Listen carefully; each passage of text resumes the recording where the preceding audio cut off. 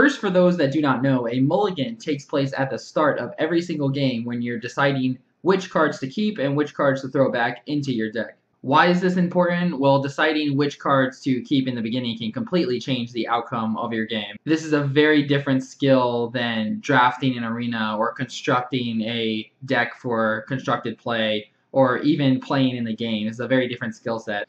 If you find yourself losing with a deck that you think is very good or has been proven to be very good, and you don't think that your playstyle is the issue, then there's a very real possibility that the reason you're losing these games is because of your mulligan choices. Oftentimes, this is the skill that holds people back from getting to the legend ranks or getting those 12-win arena runs. There are major differences in mulligan styles for arena and constructed, and I'm going to go over both of them separately. We'll start with arena. In almost all my arena decks, I want to have a clean mana curve where I can spend up to the maximum mana on each and every single turn. When you finish your arena draft, before you go into any games, you need to look over your deck and analyze it. See what the strengths of your deck are. See your mana curve. How many 2 mana, 3 mana, and 4 mana drops do you have? When I say 2 mana drops, I'm specifically referring to 2 mana cards that you play, like minions, not spells or removal that also happen to cost 2 mana.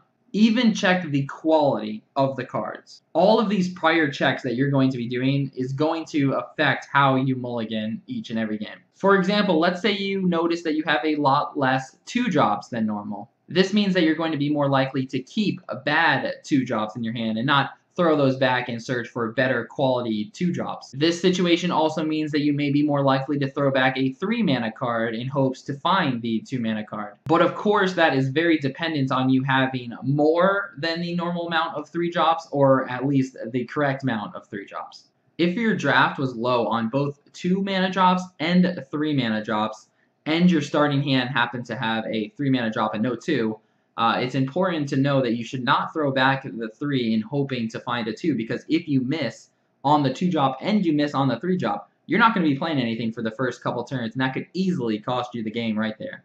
The second thing you do in the mulligan process is planning ahead. When you go into a game, you need to be looking at your hand and deciding what you're going to be playing on the first 3 to 4 turns. If you have the coin or if you don't, that will definitely change what you're going to keep in your hand. For example, if I have the coin, I'm going to be looking for 2 drops because on my first turn I can use the coin and bring out a 2, and then on my second turn I also have another 2 drop to play. And obviously vice versa, if you didn't have the coin, you would not be looking for 2 drops. You would be looking for 1 2 drop and a 3 to go into on the following turn. Does this plan always happen where I get this perfect mana curve? No, it doesn't, but it is the goal that I shoot for when I mulligan every single time.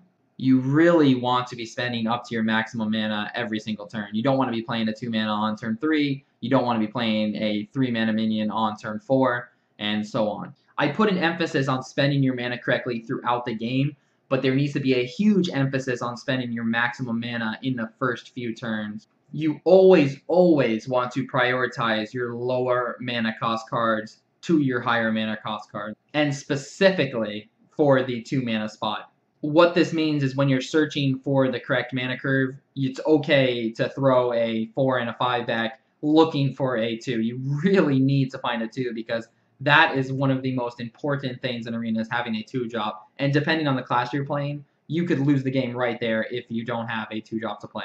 There's a few reasons why the 2 drop is so important. The first most obvious way is you play something and you can respond to your opponents, and you don't get far behind, you can stay even, or you can even get ahead and take advantage of the fact that they may not have a 2 drop. And so most of the time you both are going to have a 2 drop in a good game, and it's just going to be a trade for trade, which is exactly what you want. You do not want to fall behind in Arena. It's very hard to catch up. The other reason is 2 mana cards can oftentimes trade up with 3 mana cards, which does not happen usually because most of the good 2 mana cards have a 3 attack, 2 defense, and most good 3 drops have a stat of 3/3. So the 2 cards can trade up with the 3 cards quite nicely, and that's one of the rarest things that you'll see in the early mana curves. That usually does not happen. No 3 drop is going to trade up generally with a 4 drop. The 2 to 3 drop is quite common, actually. That happens a lot. So if you're going to miss playing a card on your early turns, then turn 3 is kind of the easiest one to miss if you have another 2 to play. But definitely you want to be playing 3 mana cards on your turn 3. You don't want to be playing 2 mana cards on that turn 3.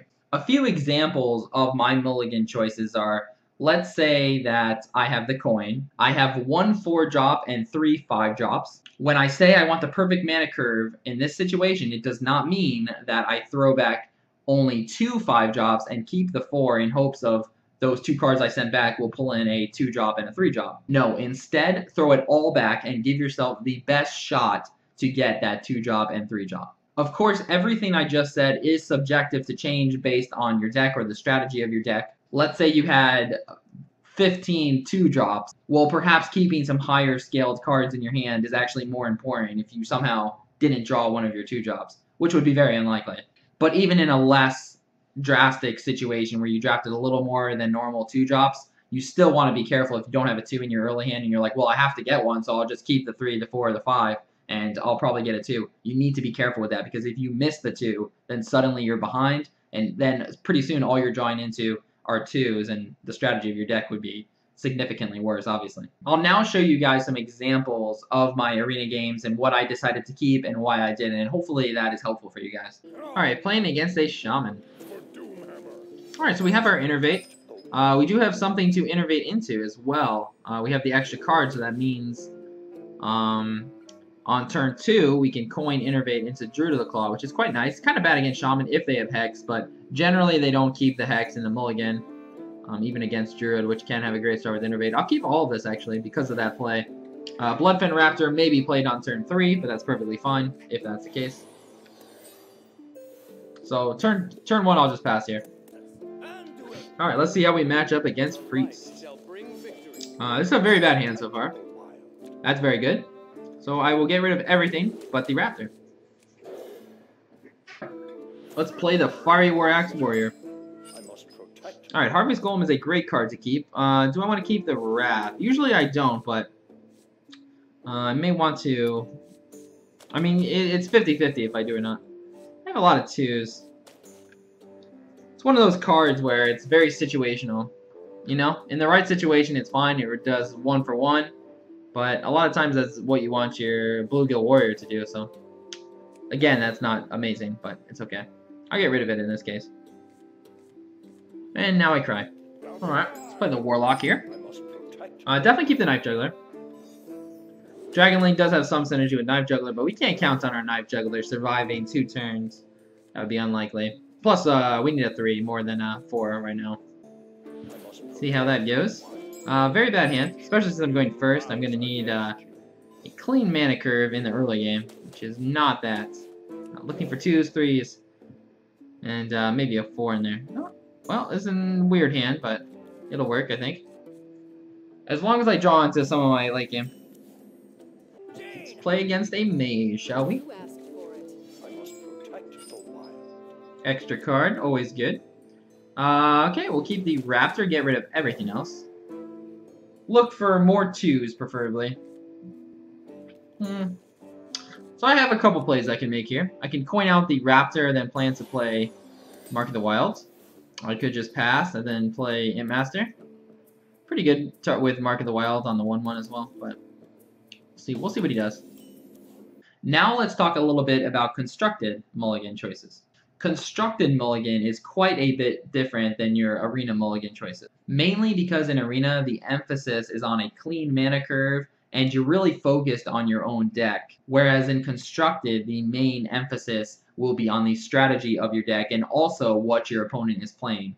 If your deck is reliant on a good start, then you are searching for those early mana drops that will give you the edge. If your deck is reliant on powerful cards, then perhaps you're looking to get those in your starting hand. If your deck is reliant on board control, well, then perhaps you're looking for those types of cards in your starting hand, like Big Game Hunter or Black Knights. Most popular decks have to consider all of those factors when they mulligan. The order in which they put emphasis on those 3 is going to change based on the deck that they're playing. For example, sometimes getting powerful cards in your hand may be more important than reactionary cards.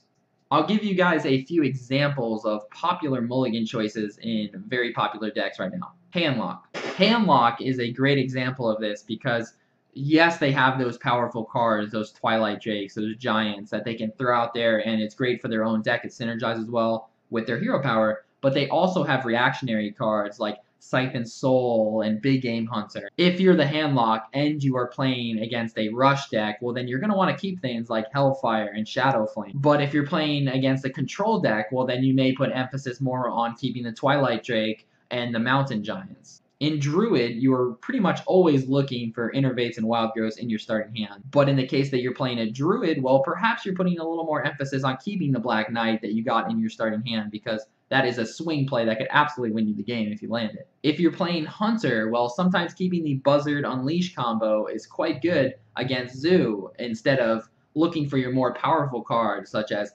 Highmane. In Zoo, you're pretty much only considering your own start, and you're not really worried about what your opponent's playing. So you're going to be looking for a strong mana curve, a good solid one-drop, maybe a Soulfire to protect your minions. A lot of questions may surround the fact that you may not know what your opponent is playing, which I think is a very valid question. I tend to assume that they are playing the majority of decks that I've played that day. So for example, let's say I played a couple aggro Paladins in a row, and now I'm facing another Paladin. Well, I'm just going to go ahead and assume they're aggro. If you have no idea at all, I would always assume that you're playing an aggro deck. This is because if you're playing against a aggro deck, you have less time to get the cards that you need. Whereas if you're playing against a control deck, you're going to have a few more turns to draw in those cards and potentially get those cards that you're looking for. The biggest suggestion I could give you when you're trying to decide what to mulligan for your specific deck, I would honestly tell you guys to go watch people play your specific deck, see what they mulligan, see what they keep against certain matchups, what they get rid of. Compare your thoughts to them. Feel free to disagree with them and question what they're keeping and what they're not keeping. See how the game turned out for them. Did it turn out well? Did this mulligan choice work? Did it not? And this is how you will learn for your specific deck. I hope this video was helpful and it shed some light on how to mulligan in Arena and Constructed. If you like this video, hit the thumbs up. If you want to see more content like this, subscribe. Don't forget to follow my Twitch. Thanks so much for watching, guys. Have a good one.